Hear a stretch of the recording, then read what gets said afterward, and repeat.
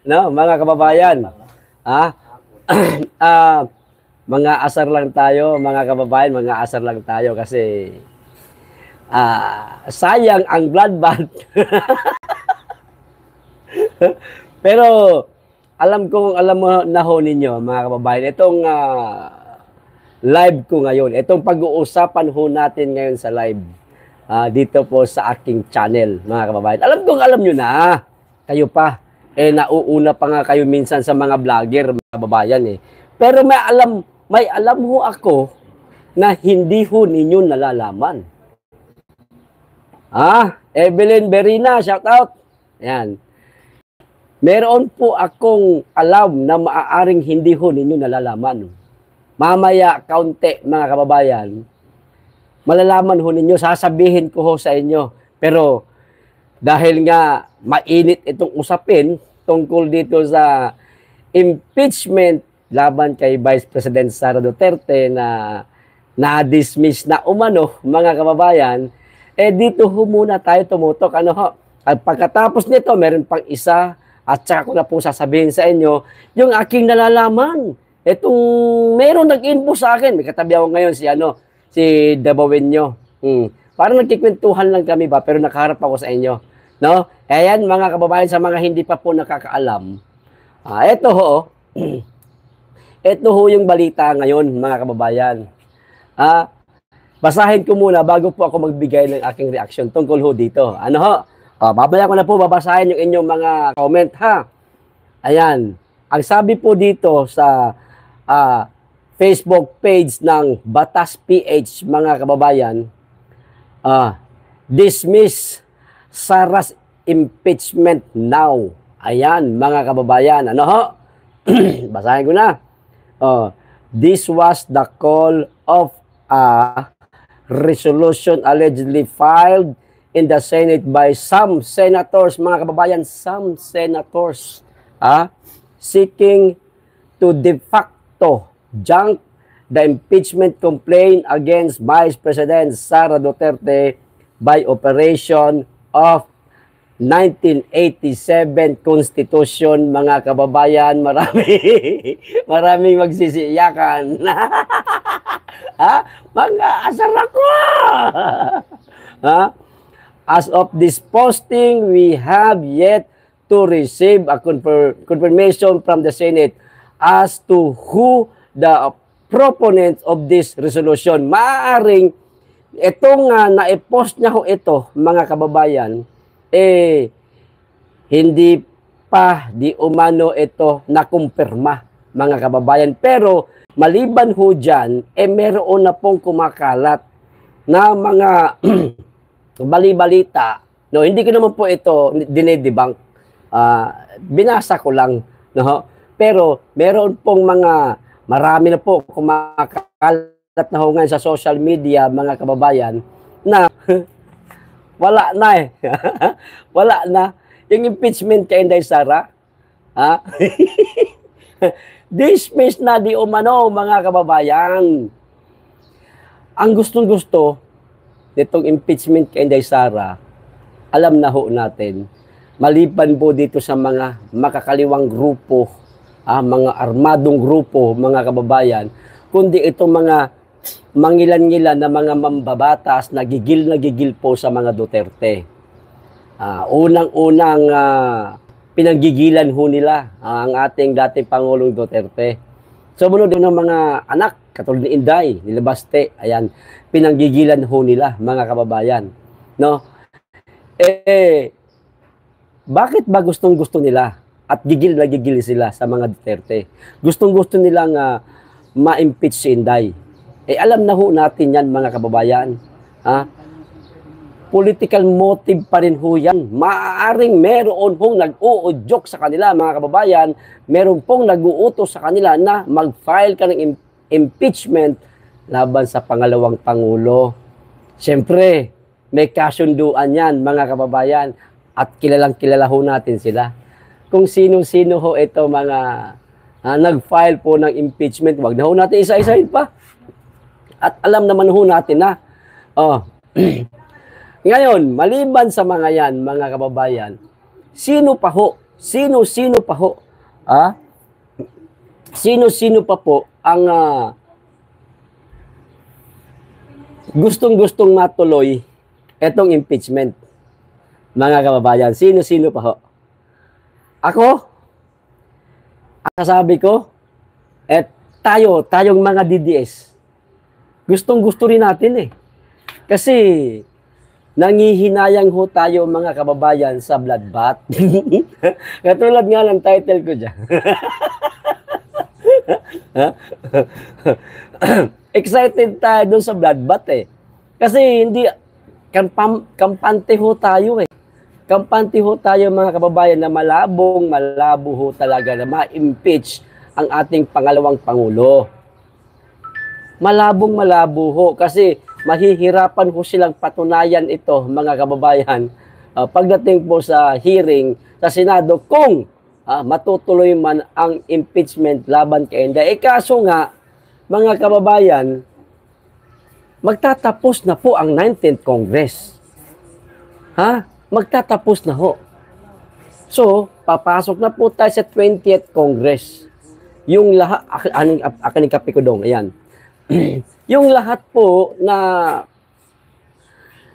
mga na-file na impeachment sa ating pangalawang Pangulo sa 19th Congress, hindi na humadadala yan sa 20th Congress. Hindi pa nga tayo pumapasok sa 20th Congress. Basura na eh. Di umano, mga kababayan, meron mga mangilan-ngilan na mga senador ngayon ang nag-file nga ho na ibasura na lang. Ibasura na lang ang impeachment laban sa ating pangalawang Pangulo. At di umano, ito na nga. Ito na nga ang usap-usapan ngayon. Na ibasura na di umano mga kababayan. Wala na. Sayang po ang bloodbath mga kababayan. Inaabangan pa man din natin yung bloodbath na yan kung ano mangyayari dyan. Pero wala na eh. Eto pa. Isang tabi po muna natin yung tungkol dyan sa impeachment kay Inday Sara, mga kababayan ha. Isang tabi lang natin yan. Idagdag ko lang ho ito. Babalikan din natin yan mga kababayan. Ito etong kapapasok lang na rin na balita. Ayan Ayan, si Pangulong Duterte. Ang sabi ho dito, the office of the mayor in Davao City will be declared vacant if former President Rodrigo Duterte fails to take his oath as the elected local chief executive according to the Department of the Interior and Local Government, mga kababayan. Davao City Mayor's post to be declared vacant if Duterte fails to take oath. Yan mga kababayan. So mababakante di umano daw muna. Etong pwesto sa pagka-mayor o local chief executive sa Davao City kapag kahin po makapag-take oath ang ating Pangulong Duterte. Sinabi na po ito ni Junvic Remulla na magpapaalam sila sa ICC ba yun? Na makapag-take oath man lang ang dating Pangulong Duterte kahit sa embahada ng Pilipinas, doon nga sa Netherlands. Sana matuloy. Kaso, sa mga bali-balita na ito, mga kababayan, parang meron na naman yata silang pinaplano sa dating Pangulong Duterte na hindi talaga paupuin. Kaya sila naglabas ng mga ganitong balita para huwag talagang makapanumpa ang ating dating Pangulong Duterte. Sana hindi totoo yung mga hinala ng ating mga kababayan. Mga kababayan, sana hindi totoo yan. Pero sigurado ho tayo, makakapanumpa po itong ating dating Pangulong Duterte kahit na siya nasa dahig, mayor pa rin ho siya ng Davao City. Sa mga taga Davao City, wag ho kayo mag-alala. Matutuloy ho ito yung kanyang pagiging mayor at hindi na ho maiaalis yan dahil elected official, ibinoto ho siya majority ng mga Davaoenyo at tinalo niya ng tampak talaga, pinakain niya ng alikabok si Nograles. At Sigurado yan, mananalo yan.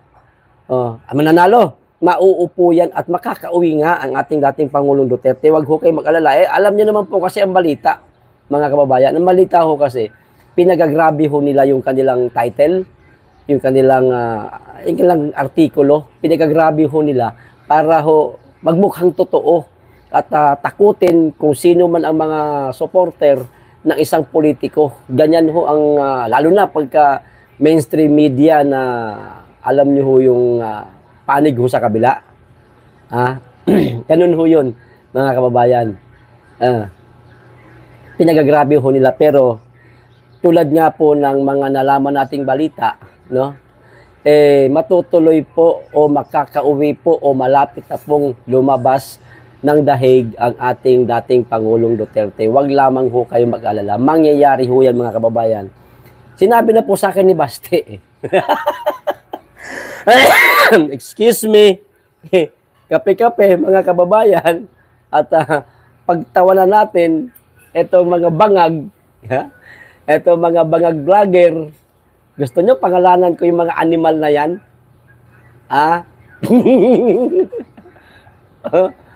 Mga tropa kong vlogger sa mga bangag. Kay bangag, mga tropa ko noon. Ano na?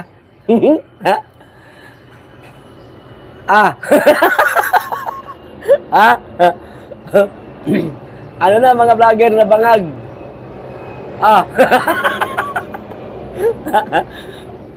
Di. Wala. Masakit ang dibdib ninyo. Pahiyang-pahiya kayo ngayon.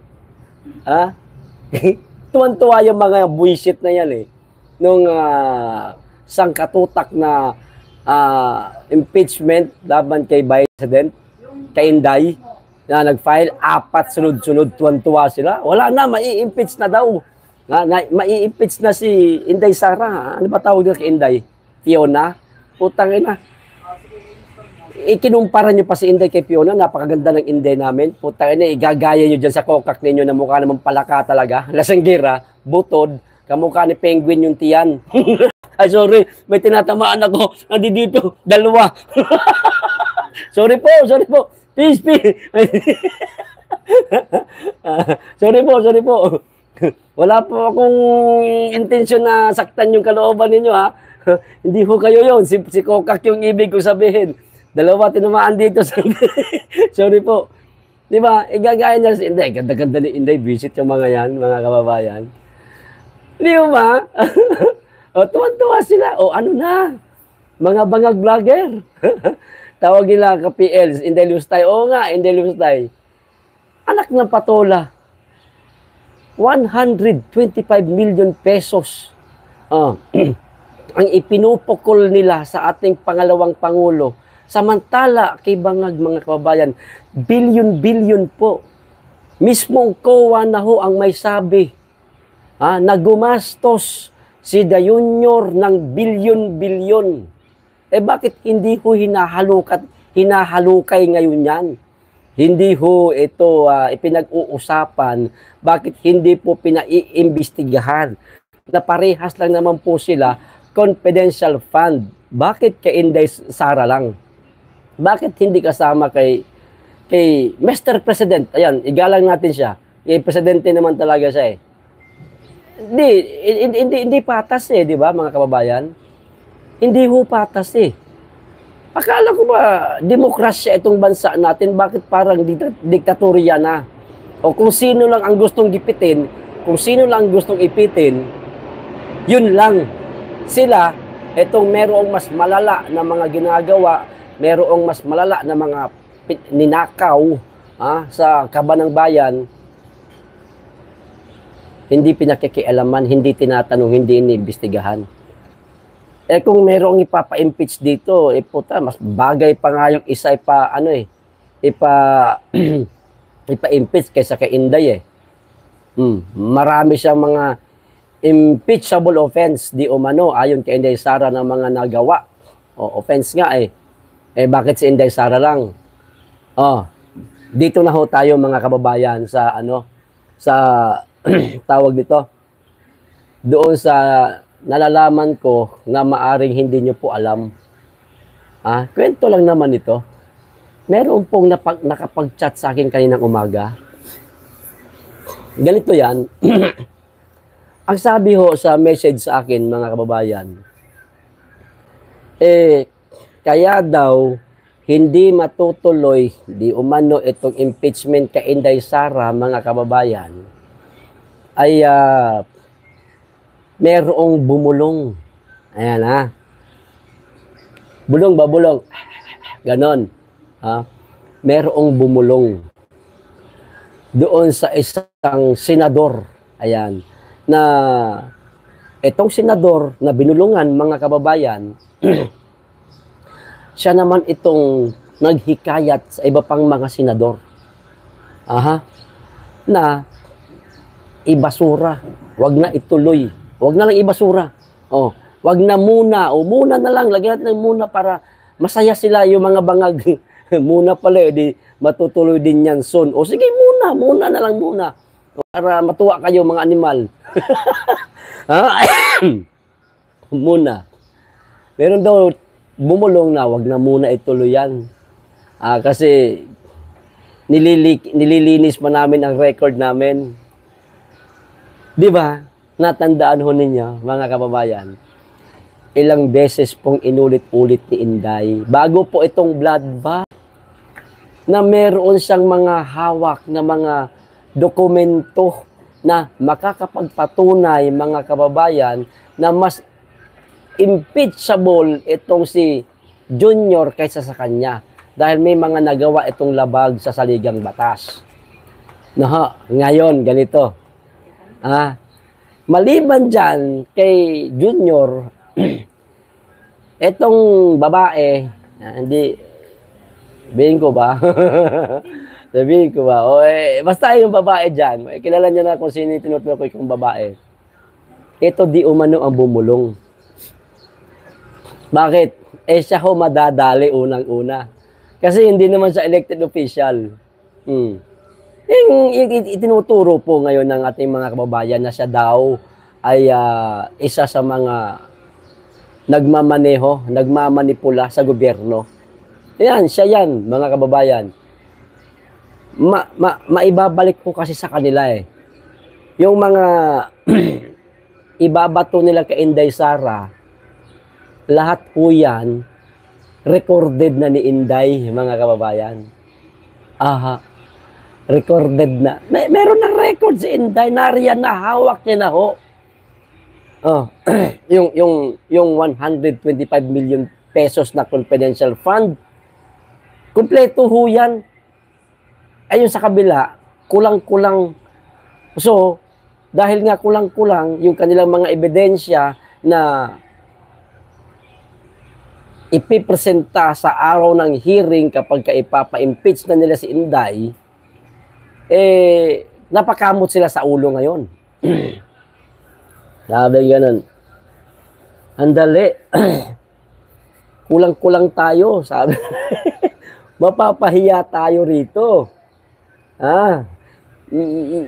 Merong bloodbath si Inday. Merong bloodbath si Inday na hawak. Ika nga, yung pinaka, ano ba mas bagay na itawag dyan? Pinakasandata, ayan. Kasi kung sasabak ka sa isang digmaan, mga kababayan, sisiguraduhin mo na meron kang sapat na bala, meron kang sapat na armas, meron kang kalasag, kapag titirahin ka, meron kang ipangsasanggalang, ngayon, nakasangga ka, so gaganti ka ngayon, hindi, kasi ganito yan, yan. Yun po ang wala sa kabila. At si Inday Sara, kumpleto na ho, mga kababayan. Yan ho ang kinatatakot nila ngayon. Kaya hindi ho nila muna, lagyan natin ng muna. Kasi pwede namang matuloy yan sa mga susunod na taon pa. Sa 20th Congress, pwedeng meron ulit isa na mag-file ng impeachment laban sa pangalawang Pangulo. So maaaring matuloy yan, mga kababayan. Ipagpalagay natin na maaaring matuloy. Para matuwa naman sila, lagyan natin ng muna. Ngayon ang tanong, ngayon ang tanong, kailan kailan yan ulit? At sino ulit ang maaaring mag-file ng impeachment laban sa ating pangalawang Pangulo? Sa ngayon, hindi pa natin masasagot yan. Kasi wala pa namang inuutosan ng kabila. Diba? Napanood natin yung rally ng mga makakaliwang grupo, sabihin natin Makabayan Black, napanood na ho natin na nag-rally sila. Ang gusto talaga nila ipa-impeach si Inday. So, yun sila, yung mga nagpunta sa Senado ba yun, napahiyaho sila ngayon. Dahil ito, basura na po ang impeachment kay Inday, mga kababayan. So, maraming nagsisiiyakan ngayon, lalong-lalo na yung mga bangag na umaasa na maitutuloy talaga ang impeachment kay Inday. So, hindi na nga maitutuloy, wala na, sayang ang bloodbath. Ako, nangihinayang ako eh. Aminin ko ho sa inyo, mga kababayan, ako gusto ko ho eh. Gusto ko ho na maituloy ang impeachment kay Inday Sara. Kasi kampante po ako na hindi talaga mai-impeach si Inday. Kasi kumpleto na ho siya. Kumpleto na po yung mga dokumento niya. May pananggalang na siya, meron siyang ipambabanat. Kumpleto na ho siya. Kaya niya pong salagin lahat yan. Wala hong takot, walang duda. Nangihinayang ako, mga kababayan, sa mas malalaman pa sana natin eh. Kasi ang daming alas ni Inday talaga. Naku, kung makita nyo lang yung papeles, mga kadami ho. Sabi ko sa inyo, mga isang maleta. Marami ho, mga kababayan. Kung makita nyo lang, nako, isang maleta ho. Malulula ka sa dami ng mga putragis talaga. Kasama na dyan yung mga drug hole umano sa Alitagtag. Ang dami ho. Yung mga, basta marami. Yan, ang kinatatakot nila. Sandali. Time out. Time out. Wag mo na ituloy yung ano.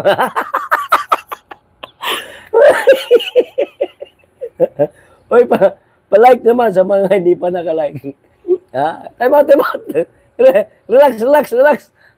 Wala munang impeachment. Sandali, wag niyo ituloy yan, mayayari tayo. Magbumirang sa atin yan, magbumirang sa kaso, ang nakakaawa ho dito, yung mga bangag supporter, mga kababayan, kasi asang-asa na sila, malapit na, okay na to, kahit may 2 araw lang na natitira pa bago mag 20th Congress, okay na to. Kasi, di ba, naging usap-usapan kailan ngayon? Basta, 2 araw na lang na matitira sa 19th Congress bago mag 20th. So, yun sana yung mga araw na yun matutuloy na sana kaso, natakot yung kabila Natakot sila sa bloodbath ni Inday Kaya ayun. Tsaka na muna. Wag niya muna ituloy. Di ba? Ayun, natigil. So, bigo sila. Hindi lang ho sila ang nabigo. Mga kababayan, yung mga bangag, supporter ni bangag, hindi lang ho sila ang nabigo. Ako, nabigo talaga ako.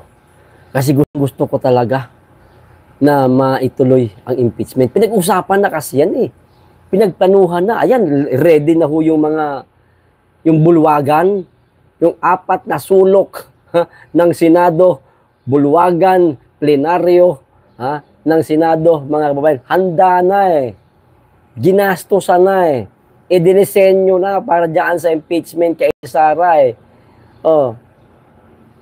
Nangihinayang ako, mga kababayan, sa bloodbath ni Inday, mga pasabog ni Inday sana.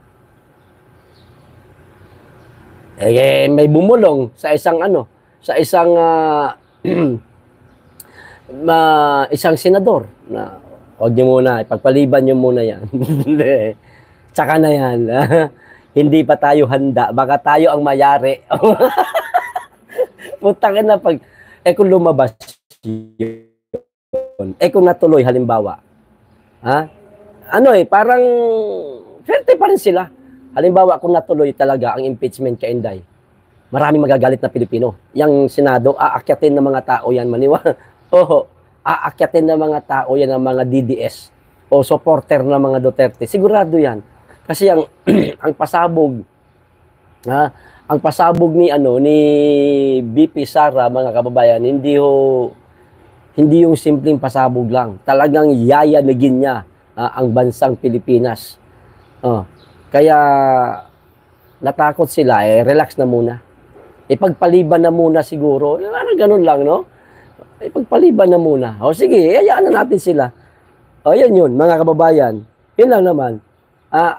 Yun nga, uulitin ko, yung nalalaman ko na hindi ho ninyo nalalaman, meron di umanong bumulong.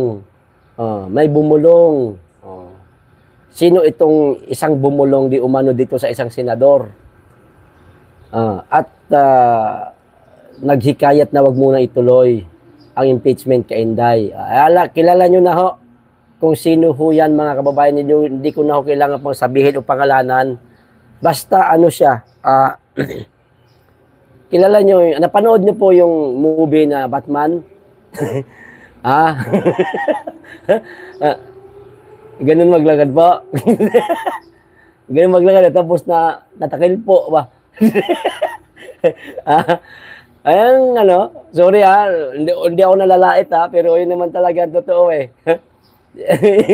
Yun naman talaga ang totoo Ako hindi ako sinungaling na tao Ayokong magsinungaling.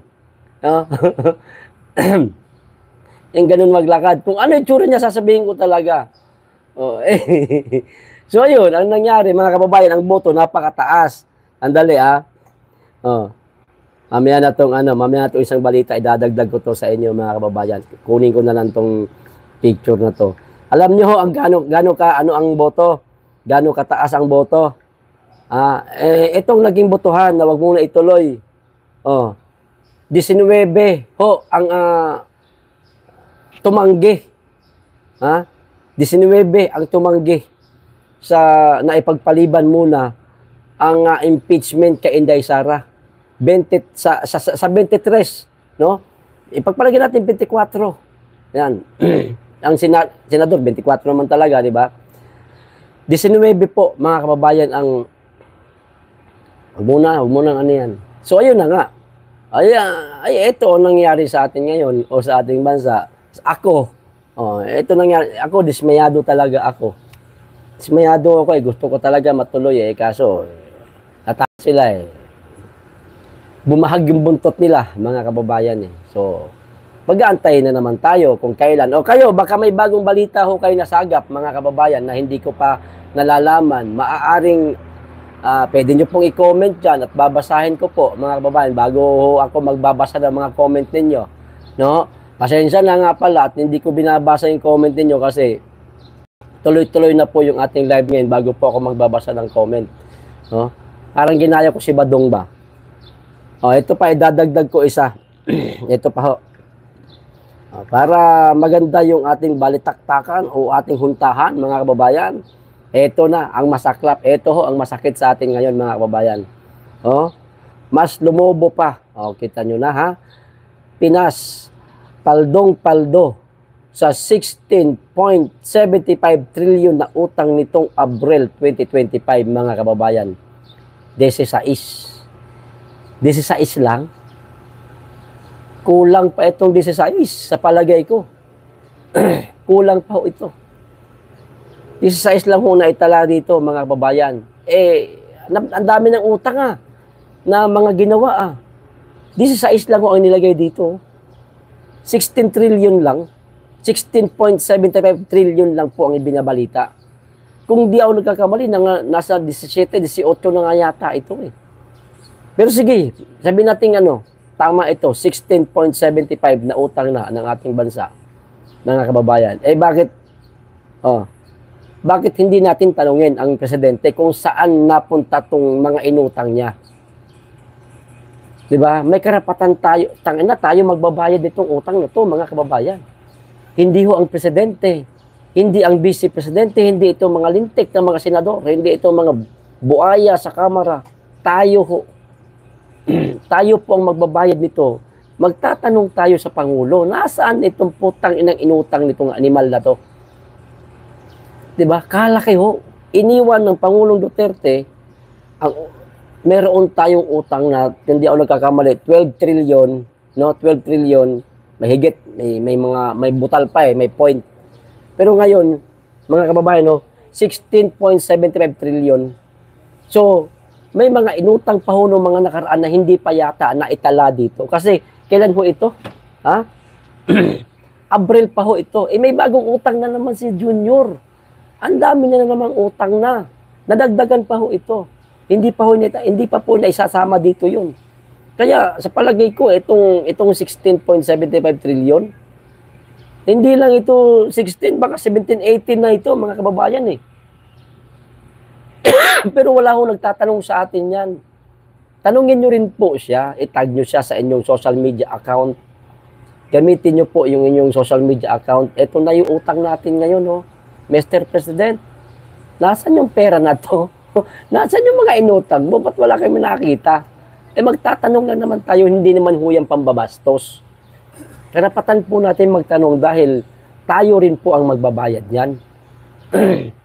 Di ba? Pwede ho tayong magtanong, hindi ho bawal yan.